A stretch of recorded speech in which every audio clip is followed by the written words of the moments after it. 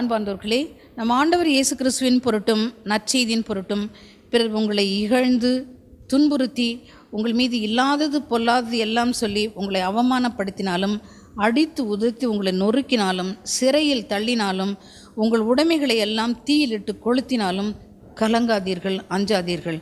மிக துணிவுடன் வாய்ப்பு கிடைத்தாலும் கிடைக்காவிட்டாலும் நற்செய்தி வல்லமையோடு நீங்கள் போதியுங்கள். ஏராளம் ஆத்மாக்களை ஆண்டவருக்காக நீங்கள் ஆதாயப்படுத்துங்கள். வெகு சீக்கிரத்தில் மறைந்து போகக்கூடிய இந்த உலக வாழ்க்கை பற்றி நீங்கள் கவலைப்படவே படாதீர்கள். மாறாக நிலையான இறை அரசை கட்டி எழுப்புவதிலேயே நீங்கள் கண்ணும் கருத்துமாயிருங்கள். தூய பவுலை பாருங்கள், எவ்வளவு துன்பம், நொறுக்குதல், பாடுகள். 2 கொரிந்தியர் 12 நீங்கள் வாசிப்பீர்கள். அவர் பட்டியலிட்டு காட்டுகிறார் அவருடைய துன்பங்களை பற்றி. அவர் கிறிஸ்துவை ஆதாயமாக்கி கொள்ளும் பொருட்டு எல்லாவற்றையும் இழப்பென கருதுகிறேன் என்று சொல்கின்றார் தூய பவுல். அப்படி அவர் இயேசு கிறிஸ்துவை தன்னுடைய ஒப்பற்ற செல்வமாக கொண்டதினாலே அவருக்கு